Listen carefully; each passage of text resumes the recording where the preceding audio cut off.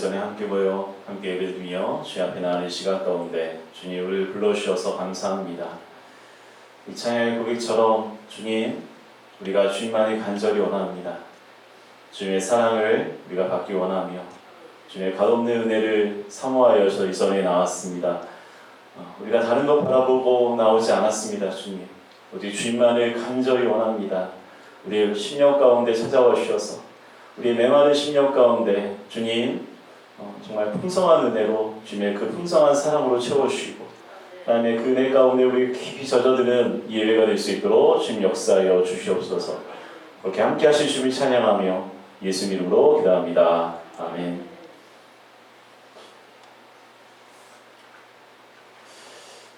주를 참고하시고 우리 광고를 함께 나누도록 하겠습니다. 계속해서 sam수자 명단에 체크해 주시고 발열 체크에 참여해 주시고요. 2m 간격 스티커인데 앉아주셔서 그렇게 진행할 수 있도록 해주시면 감사하겠습니다. 특별 새벽 기도회가 이제 내일부터 시작이 되는데 여러 가지 상황적으로는 힘든 상황입니다. 여러분들 예배도 저희가 나오시는 분들도 지금 한 30명 정도는 안 나오시고 계세요. 저희도 그래서 안 나오신 분들도 이유는 많더라고요. 직장에서 혹시 여기서 걸려서 직장 가면 좀 감염의 위험이 있고 여러 가지 아직도 그런 마음들이 우리가 무거운 마음들이 있는 것 같은데 그럼에도 불구하고 하나님 앞에 나아갑니다. 왜냐하면 하나님께 소망이 있기 때문입니다. 저희 큰애가 어제 갑자기 뜬금없이 특별 새벽 기도에 나오겠다고 얘기하는데 이 애가 19살인데 지금 고3 돼야 되는데 미국 학교 갔다 오느라고 1년을 풀었거든요. 한국에서 1년 늦게 들어왔는데 지금 고2고 내년에 고3인데 아무리 자기가 생각해봐도 하나님께밖에는 소망이 없다라고 얘기하더라고요. 자기가 열심히 공부해보고 했는데도 성적도 안 오르고 되는 건 없는 것 같고 19살짜리도 고백합니다. 여러분들이 50이 되고 60이 되고 70이 되는 여러분들도 이제는 고백하셔야 되지 않겠어요? 이것저것 다 해봐도 돌아서 결국에는 하나님께밖에는 소망이 없다는 거. 근데 왜 안 기도하세요? 우리가 지금 새벽 기도를 여러분들 장장 한 4, 5개월을 쉬고 계신데 언제까지 쉬실 겁니까? 다시 불 붙입시다. 아멘? 아멘 안 하실 거예요? 네, 안 나오실 거 지금 알고 제가 이렇게 강하게 얘기하는데 안 나오실 사람들이 너무 많더라고요. 따져보니까 20명도 안 될 것 같은데 그래서 지금 좀 숫자 때문에 제가 얘기하는 건 아니지만 기도하셔야 되지 않아요? 언제까지 쉬실 거예요? 언제까지 핑계 대실 거예요? 코로나가 무서우세요? 하나님 섬기는 게 우선이에요? 코로나가 무서운 게 우선이에요? 그거에 대해서 여러분들이 결단하십시오. 꼭 결단 안 하시면 여러분들 신앙생활 못 하세요. 그래서 내일 저희가 5시 반에 시작하지만 항상 5분 전에 찬양하고요. 지금처럼 이렇게 따뜻하지 않을 겁니다. 내일 새벽은 여러분들이 단단하게 좀 입고 오셔야 되고 강당기도 하신 분들은 더 말도 없이 말할 것도 없이 여러분들이 알아서 좀 따뜻하게 입고 오시고 물론 우리가 마스크 쓰고 하는 부분에 다 불편하긴 하지만 우리가 하나님 앞에 나가는 마음이잖아요. 다시 한번 여러분들이 그 마음을 가지고 주님 앞에 나아가면 좋겠습니다. 주제는 에스더의 믿음이고요. 6일 동안 에스더 말씀만 저희가 가지고 6일 동안 나누도록 하겠습니다. 그리고 지금은 피경대에 안 갔다 놓은 것 같은데 지금 심전도사 있나요? 좀 올라오라고 누가 좀 하면 좋겠는데 그래서 여러분들 나가실 때는 특별 새벽 기도의 봉투 챙겨가시도록 좀 그렇게 하면 되겠습니다. 여성교회 개사회 내일 10시 30분에 수지선한목자교회에서 모이도록 하겠습니다. 추수감사 주일 예배를 드립니다. 저희가 이번에는 다 교회마다 마음들이 힘든 것 같아요. 하나님께 예물 드리기도 힘들고 여러 가지 마음들이 있지만 우리가 그렇다고 상황 때문에 하나님께 감사하는 거 못하겠습니까? 그래서 우리가 하나님께 드리는 물론 저희가 특별히 예년처럼 매번 과일 풍성하게 놓고 하는 거는 못할 것 같아요. 그리고 저희가 식사도 없고 오후 활동도 못하기 때문에 저희가 또 넷째 주에는 저희 창립기념주일인데도 창립기념주일 행사도 저희가 항상 하던 찬양대회도 못하잖아요. 그래서 그런 상황 가운데 특별 새벽기도의 봉투 좀 꺼내서 피경대에다 놓으세요. 그래서 그런 상황들입니다. 상황은 그렇지만 우리가 또 해야 될 것 그리고 가장 또 중요한 밀련의 감사를 주님 앞에 고백하는 것은 여러분들이 당연히 마땅히 해야 될 성도로서의 여러분들의 의무이기 때문에 우리가 주님 앞에 또 감사를 고백하는 시간으로 근데 항상 중요한 건 여러분들의 마음의 준비고요. 예물을 뭘 얼마나 드리고 주님 앞에 드리는 거는 그렇게 중요하지 않다고 저는 생각해요. 네, 일주일 동안 여러분들의 마음, 1년 동안에 힘들고 어려운 순간도 있었지만 그럼에도 불구하고 하나님께서 인도하신 것에 대한 믿음의 고백으로 주님 앞에 나아가는 여러분들이 될 수 있기를 소망합니다. 여러분들 그러한 결단들이 여러분들 가운데 있어야 믿음이 회복되고 믿음이 자라나요. 항상 하시던 대로 하지 마시고 항상 믿음으로 주님 앞에 나아가면 좋겠습니다. 오늘 함께 나눈 말씀 요한복음 21장 15절에서 18절 말씀.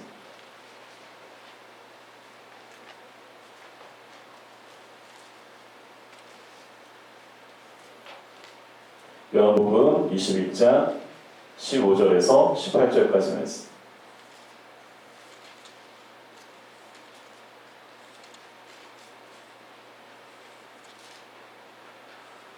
이것이 교독하겠습니다.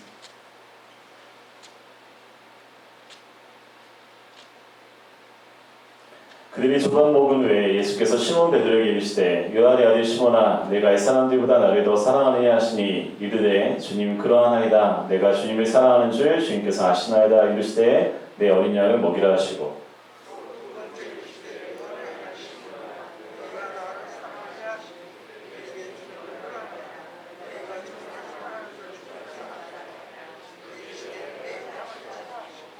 세 번째 이르시되 요한의 아들 시몬아 내가 나를 사랑하느냐 하시니 주께서 세 번째 내가 나를 사랑하느냐 하시므로 베드로가 근심하여 이르되 주님 모든 것을 아시오매 내가 주님을 사랑하는 줄을 주님께서 아시나이다. 예수께서 이르시되 내 양을 먹이라. 내가 진실로 진실로 내게 이르노니 내가 젊어서는 스스로 띠띠고 원하는 곳으로 다녔거니와 늙어서는 내 팔을 벌리리니 남이 내게 띠띠우고 원하지 아니하는 곳으로 데려가리라. 아멘. 사람이 이 세상에 태어난 이후에 어느 민족과 문화, 시대를 초월해서 인간이 사용하는 단어 중에 가장 많이 사용하는 단어가 있습니다. 그것은 바로 사랑이라는 단어입니다. 근데 우리가 이것도 사랑이라는 단어처럼 남발하는 단어도 없습니다. 많이 사용하지만 무분별하게 의미 없이 사랑하는 단어도 따로 없을 것 같아요. 사랑이라는 단어로 우리가 모든 것을 다 표현할 수 있습니다. 요한복음 3장 16절의 말씀은 우리에게는 가장 중요하게 암송하는 단어입니다. 여러분들이 주일학교 시대를 지나왔다면 주일학교에 처음 가서 가장 먼저 암송하며 거의 유일하게 우리가 지금까지도 암송하고 있는 단어, 콕 찌르면 나오는 단어가 바로 요한복음 3장 16절이죠. 근데 그 말씀에도 가장 중요한 구절은 독생자를 주셨고 우리를 구원하신 그러한 의미도 중요하지만 가장 중요한 건 하나님이 세상을 이처럼 사랑하셨다는 말씀. 하나님께서 사랑하신다는 거죠. 이 세상을 사랑하셔서 그래서 아들도 주시고 그래서 우리를 구원하셨다라는 말씀입니다. 요한일서 4장 8절을 보면 사랑하지 아니하는 자는 하나님을 알지 못하나니 이는 하나님은 사랑이심이라 라고 말씀합니다. 그래서 이 맨 마지막 하나님은 사랑이심이라 그래서 많은 교회들이 이것을 이렇게 교회 건물 밖에다 많이 붙였었어요. 요즘도 뭐 붙이는지 모르겠지만 God is love 하나님은 사랑이시라. 이게 요한일서 4장 8절에 나오는 하나님은 사랑이십니다. 그 말씀을 이제 옮긴 거예요.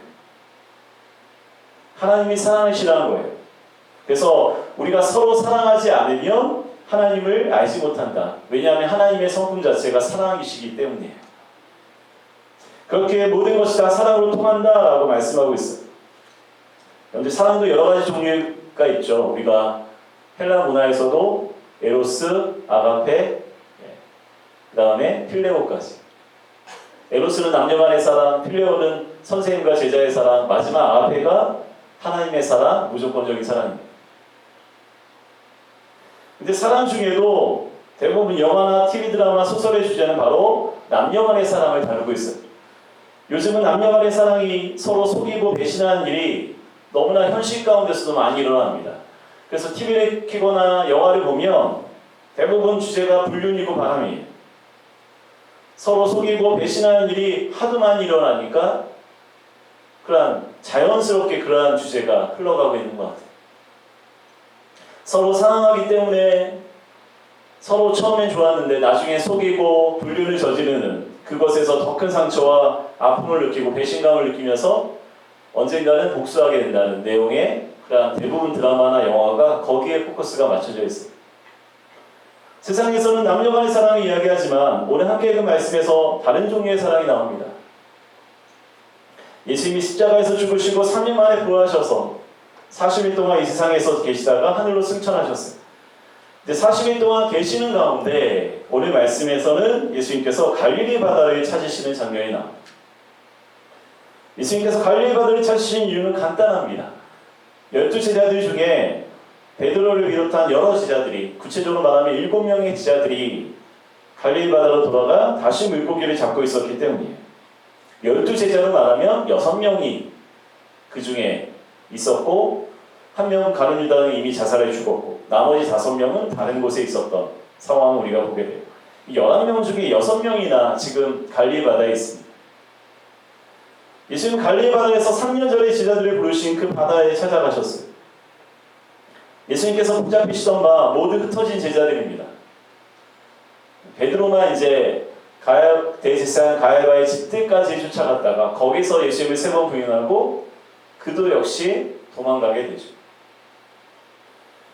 그래서 결국 베드로를 비롯해서 안드레, 야고보, 요한까지 원래 그들이 있었던 자리 갈릴리로 다시 돌아왔습니다. 그 외에도 더 많은 제자들이 그들과 함께합니다. 요한복음 21장 2절을 보면 시몬 베드로와 디두모라는 도마와 갈릴리 가나 사람 나다나엘과 세베대의 아들들과 또 다른 제자 둘이 함께 있더니 모두 7명의 제자들이 함께 있었어요. 마지막에 또 다른 제자 둘에서 아마도 안드레가 속하지 않을까. 왜냐하면 베드로의 동생이니까. 그리고 그 외에 또 한 명이 추가되지 않았을까 이제 우리가 생각해 볼 수 있습니다. 근데 그 중에 나다나엘이라는 제자는 원래 12제자에 속한 제자가 아니었죠. 요한복음에 물론 그의 이름이 나오지만 요한복음 2장의 나다나엘은 빌립의 친구로 나와요. 예수님께서 빌립을 불러서 빌립이 제자가 된 후에 빌립이 나다나엘에게 예수님을 소개하죠. 그리고 나다나엘이 예수님을 만나서 이러한 믿음의 고백을 하게 됩니다. 당신은 하나님의 아들이시요 당신이 이스라엘의 임금이로소이다 라고 고백합니다. 물론 나다나엘이 12제자에 포함되지는 않았지만 예수님과 함께하면서 결국 갈릴리 바다까지 그 제자들과 함께 동행하게 되었어요. 베드로와 도마, 나다나엘과 야고보와 요한, 그리고 이름 알 수 없는 2 제자까지 모두 7명의 제자들이 갈릴리 바다에서 이제 물고기를 잡기 시작합니다. 3년 전엔 베드로와 안드레, 야고보와 요한 4명의 제자들을 부르신 그곳에 이제는 7명의 제자들이 물고기를 잡으러 오게 되었어요. 베드로가 물고기 잡으러 가노라 하니까 다른 6명의 제자들이 함께 배에 올랐습니다. 적어도 한 2배에 나눠 타서 그들이 물고기를 잡기 시작했어요. 그들은 밤새도록 물고기를 잡았지만 아무것도 잡지 못했습니다. 아무런 열매도 없는 제자들에게 예수님께서 나타나셔서 물으셨어요. 얘들아, 너에게 고기가 있느냐? 제자들이 없다고 대답하니까 예수님께서 그물을 배 오른편에 던지라 그리하면 잡으리라 말씀하셨어요. 그때까지도 제자들이 예수님인지 몰랐습니다. 하지만 제자들의 그 성품 중에 좋은 게 뭐냐면 순종하는 거였어요. 무직한 거였어요. 바닷가에서 들려오는 음성이 예수님의 음성인 줄 그들이 몰랐지만 그들은 그 음성에 순종해서 배 오른편에 그물을 던집니다. 그러니까 물고기가 많아 그물을 들 수 없게 되었다라는 것이 우리가 잘 아는 이 이야기의 마지막 결론이죠. 그때 예수님께서 사랑하시는 그 제자, 그러니까 요한복음은 요한이 썼기 때문에 자신을 요한이라고 표현하기는 그렇잖아요. 그래서 요한은 뭐라고 자신을 표현하냐면 주님이 사랑하시는 그 제자라고 표현하고 있는데 바로 요한 자신이 베드로에게 이렇게 말합니다. 주님이시라. 요한이 처음 알아봤어요. 근데 요한이 주님이시라고 말하는 소리를 듣고는 성질이 급한 베드로, 여러분들 성질은 어디 가지 않아요. 성질 급한 사람은 여러분들도 그런 급하신 분들 저희 교회에 몇 분 계신데 네. 엄청 급하신 분도 있어요. 지금 웃으시는 분들이 그분들인데 네. 성질 급한 거는 어디 안 가요. 네. 평생 따라다니는데 베드로도 이게 바뀌지 않았어요. 성질 급한 거. 주님이시라는 소리 듣고는 뭐 배를 육지에 댈 뭐 겨를도 없이 그냥 겉옷을 두른 채로 뛰어내립니다. 배에서 자신이 가장 먼저 달려가서 예수님을 맞이하겠다는 거죠. 뭐 누가 그렇게 시켰나요? 근데 베드로가 그렇게 원했던 거예요. 베드로가 서둘러 바닷가에 와보니까 예수님이 어디서 구하셨는지 나뭇가지를 모아서 수포를 펴놓으시고 그 위에서 생선과 떡을 굽고 하셨습니다. 갈릴리 바다에서 밤새 동안 물고기 한 마리도 못 잡고 추위에 떨었던 그 제자들에게 따뜻한 음식을 대접하시기 위해서 그 예수님의 마음, 따뜻한 마음이 느껴지는 그러한 장면이죠. 그 예수님의 모습을 보면서 베드로의 마음이 무너져 내려요. 나는 예수님께 이러한 사랑과 대접을 받을 만한 존재가 아닌데, 난 죄인인데. 그런데 예수님께서 성만찬하실 때 제자들에게 마지막에 뭐라고 말씀하시냐면 오늘 밤에 너희가 다 나를 버리리라 말씀하셨어요. 12명 다. 그때 수제자로서 베드로는 자기만 자신 있게 담대하게 예수님 앞에 홀로 이렇게 얘기했어요. 모두 주를 버리시라도 나는 결코 버리지 않겠습니다. 그리고 예수님께서 이미 말씀하신 것처럼 예수님 말씀하시기를 닭 2번 울기 전에 내가 나를 모른다고 3번 부인하리라. 그 말씀처럼 베드로는 대제사장 가야바의 집들에서 거기서 함께 불을 쬐고 있으면서 예수님을 3번이나 모른다고 부인합니다. 근데 베드로가 그냥 부인한 게 아니죠. 마지막 3번째는 말씀에 보면 저주하며, 뭘 저주해? 예수의 이름을 저주합니다. 제가 강대 쌓이니까 욕은 못해요. 하지만 우리가 XX 뭐 이렇게 하고 있잖아요. 네. 아시죠? 네. 그 예수 XX 하면서 막 그렇게 저주하며 맹세까지 했어요. 내가 정말 아버지의 이름을 걸고라도 예수를 모른다. 막 이렇게. 얼마나 마음이 두려웠는지 예수님의 이름을 욕하기까지 했어요. 그런데 베드로는 이미 막달라 마리아와 다른 제자들을 통해서 부활하신 예수님의 이야기를 들었습니다. 그런데도 베드로가 갈릴리 바다로 돌아와 다시 물고기를 잡고 있어요. 왜 그럴까요? 예수님이 나 같은 인간은 용서 안 하실 거야. 내가 베드로는 스스로 내가 어떻게 예수님을 부인했는데 예수님 혼자 그렇게 끌려가셔서 그 대제사장들 앞에서 재판받으실 때 나는 예수님을 3번 모른다고 부인했는데 예수님 나 찾아오시지 않을 거야. 나 끝났어. 분명히 예수님이 부활하셨다는 소리를 듣고도 베드로는 갈릴리 바다에 와서 물고기 잡고 있어요. 그의 마음의 상태를 알 수 있죠. 예수님께서 분명히 제자로 부르실 때 3년 전에 사람을 낚는 어부가 되게 하리라 말씀하셨어요. 그런데 베드로는 그 사명을 잊어버리고 갈릴리 바다로 돌아와서 물고기를 지금 잡고 있습니다. 그런데 베드로를 예수님께서 찾아왔어요. 그리고 책망하지 않으세요. 예수님의 그 사랑의 위대함이 여기 있죠. 저와 여러분 같으면 뭐 당장에 근데 예수님 책망 한마디 안 하세요. 따뜻한 음식을 준비하시고 그 음식을 나누시면서 예수님께서 말씀하신 것은 한 가지죠. 우리가 아는 대로 요한의 아들 시몬아 내가 나를 사랑하느냐 3번 물으셨어요. 예수님이 2000년 전에 베드로에게 질문하셨습니다. 동일하게 예수님은 2020년 11월 8일 이 아침에 저와 여러분에게 이 질문을 하고 계십니다. 오늘 이 시간 예수님의 질문을 통해서 저에게는 물론 승여가 내가 나를 사랑하냐 묻고 계시고 여러분들 각자에게도 누구누구야 내가 나를 사랑하냐 묻고 계시는 주님의 음성을 우리가 들을 수 있기를 소망합니다.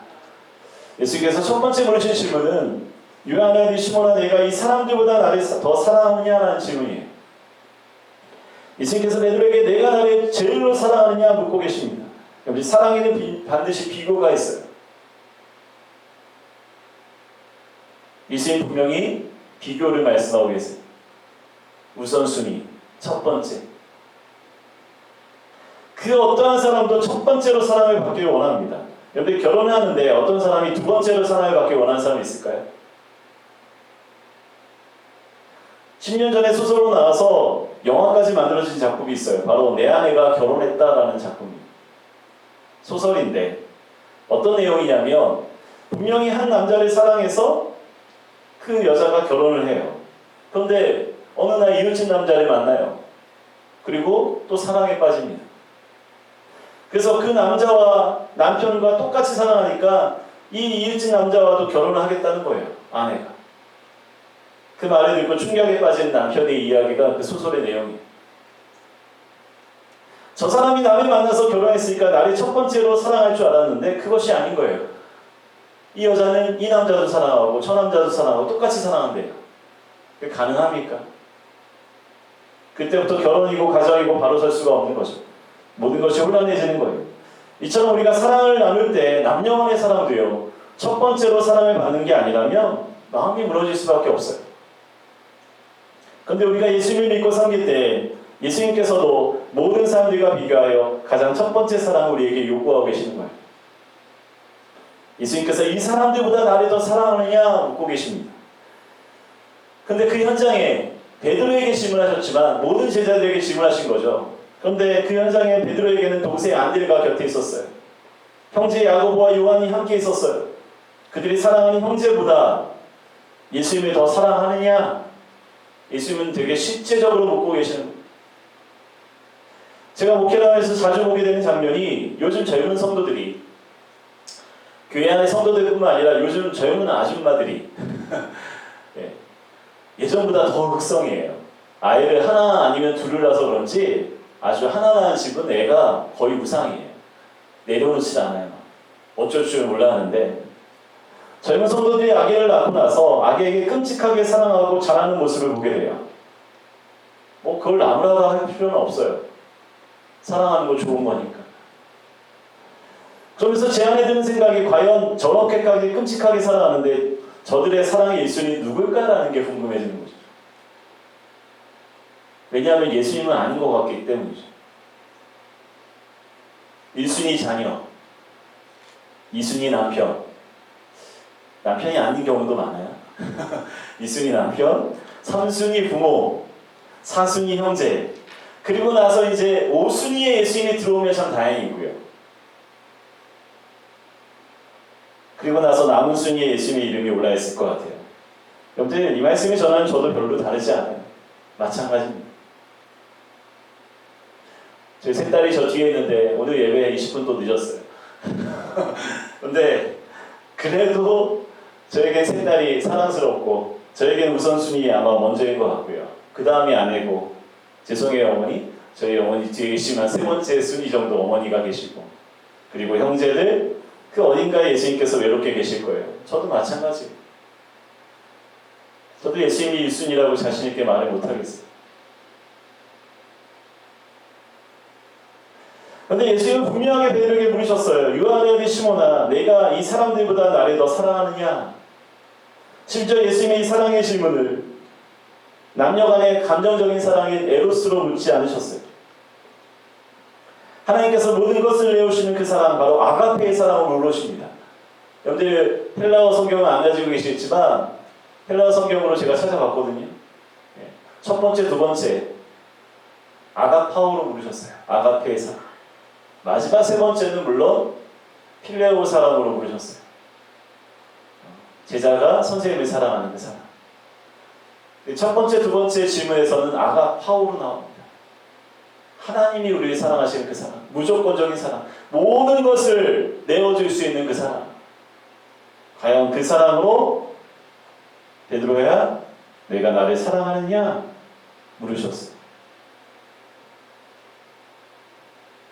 너는 나의 목숨을 다 바쳐 희생하고 순종하는 마음으로 나를 사랑하느냐? 예수님이 우리에게 동시에 묻고 계신다는 겁니다. 신명기 6장 5절에 하나님께서 첫째 계명을 말씀하십니다. 너는 마음을 다하고 뜻을 다하고 힘을 다하여 내 하나님 여호와를 사랑하라. 여러분들, 이것만 지킬 수 있으면 됩니다. 물론 이웃을 사랑하는 10계명의 5째 계명에서 10째 계명이 있지만, 하나님을 정말 내 마음을 다하고 목숨을 다하여 사랑할 수 있으면 그 사랑으로 이웃 사랑까지 우리가 나아갈 수 있어요. 근데 우리가 이게 안 되기 때문에 우리의 신앙생활이 힘든 거예요. 여러분, 이것이 첫 계명이에요. 이 말씀에는 다라는 단어가 3번 반복됩니다. 여러분들, 다라는 게 뭐예요? 우리처럼 조금 하고 말하는 얘기예요. 그 어떠한 것도 남기지 말고 하나님께 다 드리고 헌신하라는 뜻이에요. 온전히 헌신하라는 거고요. 100%라는 뜻이에요. 그것이 하나님을 사랑한다는 뜻입니다. 오늘날 우리에게 하나님께서 물으시는 것이 내가 신앙생활하는데 정말로 나를 최우선으로 생각하느냐라는 거예요. 정말 하나님이 여러분의 최우선이십니까? 어느 성도가 목사님에게 전화를 해서 문의를 했어요. 제가 직장에 다니는데 사장님이 주일에도 교회 가지 말고 출근하라는 거예요. 출근하지 않으면 해고시킨다고 합니다. 목사님 저 어떻게 해야 될까요? 아마도 그 성도의 마음에는 일단은 출근을 해야 된다고 얘기해 주면서 사장님의 사정에서 한 달에 한 번 정도는 주일을 지키는 그 정도로 대답을 해주지 않을까. 그래도 내가 마음이 힘든데 좀 목사님이 그렇게 좀 내 마음을 받아주시지 않을까라고 기대하고 문의를 한 거예요. 근데 목사님이 단호하게 말씀하셨어요. 해고가 되는 한이 있어도 주일을 지켜야 됩니다. 저도 목사이기 때문에 어쩔 수 없는 대답이 이거밖에 될 수 없어요. 해고가 되는 한이어도 하나님 사랑하는 걸 생각해야 됩니다. 여러분들 마음은 다 딴 데 가 계실지라도 대답은 변할 수가 없어요. 아멘? 아멘이 안 되잖아요. 알고 있어요. 여러분들 마음은 딴 데 가 있다는 걸. 그 성도도 마음이 편하지 않았어요. 왜냐하면 자기가 가지고 있는 대답이 있었으니까. 그래서 전화를 무거운 마음으로 끊었다는 이야기. 우리가 항상 상황에 따라 주일도 지키고 예배를 드리려고 합니다. 여러분들이 다 그렇게 하시는 거 제가 알고 있어요. 상황이 안 되면 어쩔 수 없는. 사장이 꽉 막힌 사람이라서 주일에도 출근하라고 하니까 당장 먹고 사는 문제가 있는데 어떻게 합니까? 일단은 사장의 뜻에 따라야 되지 않겠습니까? 라고 생각하고 상황에 따릅니다. 하지만 하나님께서 우리에게 말씀하시는 것은 이렇게 케이스 바이 케이스가 아니에요. 여러분들 아시는 영어 중에 몇 안 되는 영어 중에 하나잖아요. 케이스 바이 케이스. 상황에 따라. 이러한 상황이 이렇게 되고 저런 상황이 저렇게 됩니다. 그때마다 바뀌고 유동적으로 결정하는, 그런데 그것이 하나님을 사랑하는 게 아니에요. 한결같은 사랑을 하나님이 원하십니다. 흔들리지 않는 마음이. 우리가 신앙생활하는데 가장 우선이 되는 게 무엇입니까? 내가 일하는 직장에서 해고되지 않는 게 여러분들의 우선순위실까요? 내 밥벌이입니까? 당장 이번 달 월급 받아서 생활하고 아이들 교육시키면 되는 걸까요? 내가 어떠한 상황에서도 하나님은 나의 삶의 우선순위를 세우고 하나님을 제일 사랑하느냐 하는 것이 되어야 되지 않겠습니까? 그것이 그저 말로만 되어지는 걸까요? 예수님께서 베드로에게 물으시고 있는 것이 내 마음을 빼앗고 내 삶의 우선순위에 올려놓은 이 모든 것들보다도 나를 더 사랑하느냐 하는 거예요. 예수님의 질문에 저 여러분의 마음이 콕콕 찔려야 됩니다. 이 말씀이 여러분의 마음에 찔려오지 않는다는 문제가 있는 거예요. 여러분의 영적인 상태가 문제가 있는 거예요. 말씀은 그냥 말씀대로 그렇지. 내가 어떻게 내 걸 다 버리고 하나님을 사랑해. 여러분들 그 마음이면 신앙생활 다시 하세요. 한참 멀었어요.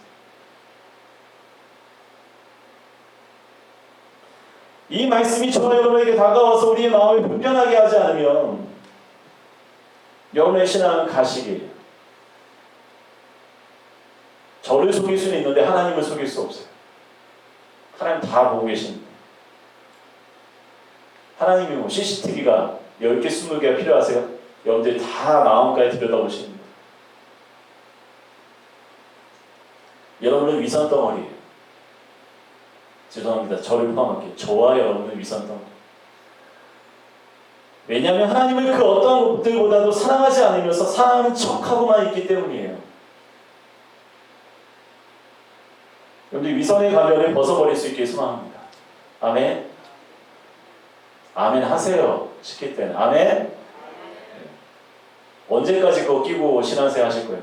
여러분들 힘들지만 하나님도 안타까우세요. 어느 때까지 사랑하는 척만 하고 신앙생활 하실 겁니까?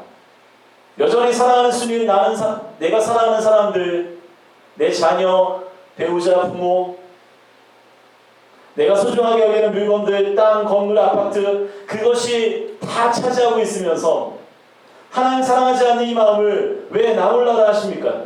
왜 외면하세요? 하나님 다 하십니다. 제가 하나님의 말씀 앞에서 솔직해지는 저와 여러분이 될 수 있길 소망합니다. 그런데 그래야 우리가 회개도 할 수 있고 하나님의 은혜 가운데 새롭게 될 수 있는 거예요. 여러분들의 영적인 상태를 직면하지 않고 솔직해지지 않으면 소망 없어요. 매번 가면 끼고 교회 나와서 1시간 너무나 쉬워요. 목사 속이기, 다른 성도 속이기, 거룩한 척, 의로운 척, 하나님 사랑하는 척. 1시간이요? 누구든 할 수 있어요. 근데 여러분들이 다시 가정으로 세상으로 돌아가서 여러분들 신앙생활 어떻게 하실 거예요? 하나님을 사랑하지 않으면서 하나님 말씀에 순종하겠다는 결단도 없으면서 뭘로 신앙생활 하실 거예요? 여러분들 변화의 시작은 나 자신을 솔직하게 인정하는 데 있습니다. 예수님께서 베드로에게 같은 질문을 3번 하신 이유가 있어요. 예수님도 아주 집요하게 베드로의 마음을 콕콕 찌르시고 불편하게 하시려고 하신 거예요. 야, 하나님이 너 그렇게 사랑하셨잖아. 너의 모든 것을 하나님께 드릴 것처럼 너 사랑할 수 있어? 이 사람들보다 다, 이 사람들, 너 중요한 형제들 있고 아버지 있고 어머니 있지만 너 정말 이 사람들보다 나를 더 사랑할 수 있어? 한 번 물으신 게 아니라 3번 물으셨다니까요.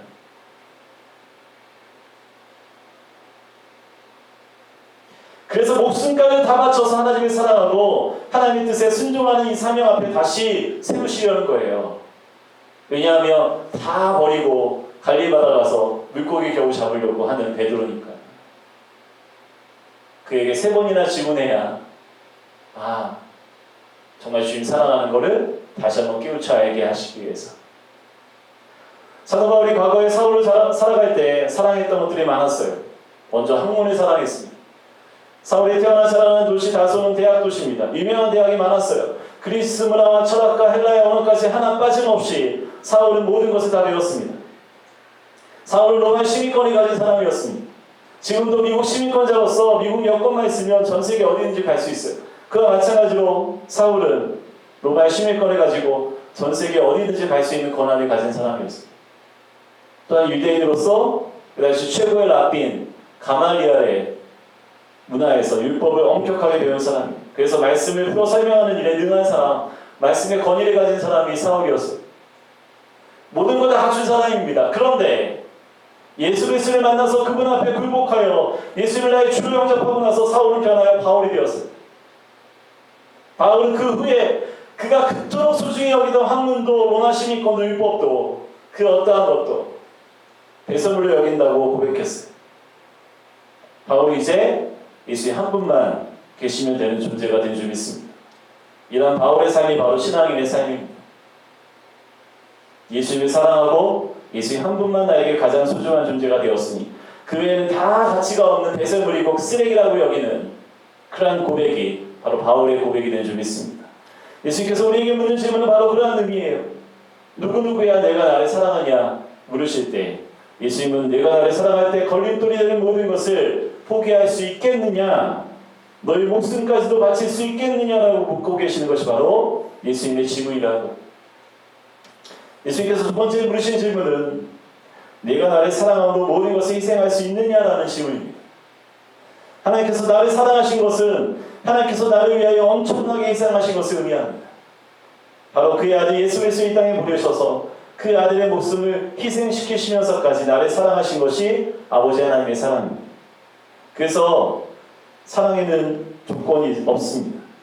내가 이만큼 사랑했기 때문에 너도 이만큼 사랑해야지라는 조건이 없다는 겁니다. 하나님 위해서 모든 것을 아낌없이 희생할 수 있을 때 그것이 진정한 사랑이 된다는 겁니다. 그것이 하나님께서 우리에게 가르쳐 주신 아가페의 사랑인 것입니다. 하나님께서 성경에 나오는 많은 인물들 가운데 그들을 평가하실 때 아마도 최상의 평가를 받을 수 있는 사람은 모세라고 생각합니다. 하나님께서 모세를 평가하실 때 뭐라고 짧게 평가하셨냐면 그는 내 온 집에 충성함이라 라고 말씀하셨어요. 하나님께서 모세의 인생을 기억하십니다. 모세가 그냥 있었다며 애굽의 왕자로서 평생 동안 평온하게 살 수가 있었는데 하지만 모세는 하나님의 뜻을 따르기 위해서 왕자의 자리를 버렸습니다. 이 모세의 희생을 하나님께서 기억하고 계신다는 겁니다. 희생이 사랑이라는 그런 말을 떠올리게 되면 대표적으로 떠오르는 존재가 바로 어머니입니다. 어머니가 자녀를 사랑하는 사람과 근데 아버지가 자녀를 사랑하는 사람은 차이가 클 수밖에 없어요. 저도 아버지지만 한 300배는 되지 않을까. 그것도 수치상으로 그 이상 될 수 있을 것 같아요. 우리가 수치로 어떻게 따질 수 있겠어요? 그 사랑. 그런데 그 이유가 뭡니까? 바로 어머니가 자녀를 낳을 때 해산의 고통을 느끼며 낳았기 때문에 아낌없이 모든 것을 희생하며 사랑한다는 거예요. 아버지는 아낍니다. 자녀에게 줄 때도. 저도 제가 보면 아버지로서 자녀에게 다 주지는 않아요. 근데 어머니는 결정적으로 모든 것을 희생하면서까지 아이를 낳았기 때문에 기르면서도 희생하며 사랑하는 것이 전부 주는 사람으로 나타나요. 배 아파서 아이를 낳았고 희생했기에 그 자녀에게 아낄 것이 없다는 거예요. 그래서 어머니의 사랑을 우리가 아가페의 사랑과 정말 같은 룩으로 우리가 인정을 하는 거죠. 예수님께서 세 번째 물으신 질문은 내가 나의 원하는 모든 것을 기쁨으로 할 수 있느냐라는 질문이에요. 사랑이라는 것은 자신을 완전히 내던지는 것입니다. 주님께서 우리를 부르셨을 때 모든 것을 완전히 내던지고 희생하겠다는 각오를 가지고 삶 가운데 결단하는 우리를 하나님께서 쓰십니다. 사랑하는 자에게 하나님께서 사명을 맡기십니다. 내 어린 양을 먹이라. 내 양을 치라. 내 양을 먹이라. 이 세 번의 사명을 말씀하시는 예수님께서 우리에게 이 사명을 주실 때에는 기쁨으로 이 사명을 감당하라는 뜻입니다. 누가복음 15장에 잃은 아들을 되찾는 아버지의 비유가 나옵니다. 잃었던 아들이 돌아왔을 때 아버지가 제일 좋은 옷을 내어다가 입히고 손에 가락지를 끼우고 발에 신을 신겨주었습니다. 그러자 큰 아들이 화를 내죠. 화가 폭발했어요. 내가 여러 해 아버지의 성겨 명을 어김이 없거늘 내게는 염소새끼라도 주어 나와 내 벗으로 즐기게 하신 일이 없더니 아버지의 살림을 삼켜버린 이 아들이 돌아오매 이를 위하여 살찐 송아지를 잡으셨나이다. 여러분들 무슨 뜻일까요? 지금까지 열심히 다해서 아버지를 섬겼지만 사랑으로 한 것이 아니라 의무로 했다는 것을 스스로 큰아들이 고백한 거예요. 큰아들이 여러 해 동안 아버지를 섬겼지만 그 마음이 무엇으로 가득 차 있습니까? 동생처럼 나도 내 몸 단단히 챙기겠다는 마음이에요. 욕심이에요. 아버지를 사랑하는 마음, 기쁨으로 섬기는 마음이 큰아들에게도 없었다는 거예요. 그래서 신학자들은 큰아들도 두 번째 탕자라고 그렇게 얘기합니다. 큰아들도 둘째 아들과 다름이 없어요. 그러니까 동생이 돌아와 아버지가 기뻐하는 모습을 보면서 화가 폭발하는 거예요. 결국 큰아들도 동생과 다르지 않습니다. 그렇다면 하나님 앞에서 우리 모두 다 다르지 않은 거예요. 아버지를 사랑하는 마음으로 기쁨으로 섬기지 않고 다른 이유를 찾아요. 내가 이렇게 하나님을 섬기면 하나님 복 주시겠지. 내 욕심을 채우려는 마음이 우리 가운데 여전히 남아있다면 우리도 탕자와 다를 것이 없어요. 아버지는 나를 먼저 사랑하신 하나님 아버지는 나를 사랑하셨기에 나도 기쁨으로 아무런 조건 없이 하나님을 사랑하는 거예요. 그렇게 화가 폭발한 큰아들이 그러한 표현을 했다면 기쁨 없이 우리가 하나님을 사랑한다면 조건이 있고 다른 이유를 찾아서 하나님을 사랑하는 우리의 모습을 발견하게 되는 그러한 우리는 큰아들과 다를 것이 하나도 없다는 것을 알아야 됩니다. 그런데 사랑함으로 인하면 그것이 힘든 일인 줄 모릅니다. 그것이 어려운 일인 줄 모릅니다. 거기에서 사명이 온전히 이루어지는 것입니다. 저희 둘째 누나가 미국 시민권자와 결혼해서 미국에 가서 94년도에 큰 아들을 낳게 되었어요. 지금 이제 큰애가 94년생이니까 벌써 27살이 됐죠. 그리고 미국에 가서 그 아이를 낳고 곁에서 이제 시어머니가 한 해 동안 아이를 돌보게 되었어요. 근데 시어머니가 워낙 약한 체질이라서 아이를 돌보다가 너무 힘이 들게 된 거예요. 몸이 아픈 데가 막 생겨나게 된 거예요. 그래서 이제는 좀 쉬어야 될 텐데 이 시어머니가 놀랍게도 쉬질 않아요. 링겔 주사를 여러 번 맞아가면서 아이를 돌보셨다는 이야기를 들은 적이 있어요. 그런데 처음 본 손주가 얼마나 사랑스럽고 이뻤겠어요. 그러니까 자신의 몸이 아픈지도 모르고 링겔 주사까지 맞아가면서 아이를 돌본 거예요. 사랑하면 힘든 일도 힘든 줄 모르고 감당한다는 것을 우리에게 보여주는 이야기입니다. 그런데 주님의 사랑으로 사랑함으로 우리가 그 사명을 감당할 수 있는 우리 모두가 되길 바랍니다. 상황 우리 모두를 힘들게 하고 있어요. 이렇게 함께 모여서 예배를 드리는 것도 우리의 마음을 불안하고 두렵게 하여서 우리를 힘들게 합니다. 하지만 그럼에도 불구하고 하나님을 사랑하는 일이라면 우리는 희생하며 기쁨으로 그 사명을 감당해야 될 줄 믿습니다. 하나님이 우리의 삶의 처음이 되시고 우리가 가장 사랑하시는 분이 되어야 될 줄 믿습니다. 우리가 처음 예수님을 영접하고 주님 믿었던 그때 그 사랑, 그 뜨거운 사랑을 회복하는 우리 모두가 될 수 있길 바랍니다. 오늘도 예수님께서 우리 모두에게 동일하게 물으십니다. 네가 나를 사랑하느냐? 주님을 향한 잃어버린 사랑을 회복하고 주님을 위하여 사명 온전히 감당할 수 있는 우리 모두가 될 수 있기를 주님의 이름으로 축원합니다. 다시 하겠습니다. 하나님 감사합니다. 오늘 말씀을 통하여 우리가 우리를 사랑하신 하나님의 사랑, 그 아들을 아낌없이 내어주셔서 우리를 죄를 사하시며 우리를 온전케 하신 그 아버지의 사랑을 우리가 기억하며 이 시간 주님 앞에 나아갑니다. 하나님, 우리가 잃어버렸던 하나님을 향한 온전한 사랑을 다시 한번 회복할 수 있도록 주여 우리에게 주님의 은혜와 사랑을 부어 주시옵소서. 날마다 믿음으로 결단하게 하시고 내 우선순위가 다른 것에 치우쳐 있지는 않은지를 스스로 돌아보게 하시며 가장 첫 번째로 하나님을 가장 많이 사랑하는 그런 믿음의 사랑으로 우리가 살아갈 수 있도록 도와주시옵소서. 그래서 그 우리의 사랑을 통하여 하나님을 먼저 사랑하며 또한 이웃을 사랑할 수 있는 그런 믿음의 사랑으로 이 땅에 살아갈 수 있도록 주여를 인도하여 주시옵소서. 함께 하신 주님을 찬양하며 예수 이름으로 기도합니다. 아멘. 우리 찬양하시면서 준비하신 예물 드리며 함께 결단하겠습니다.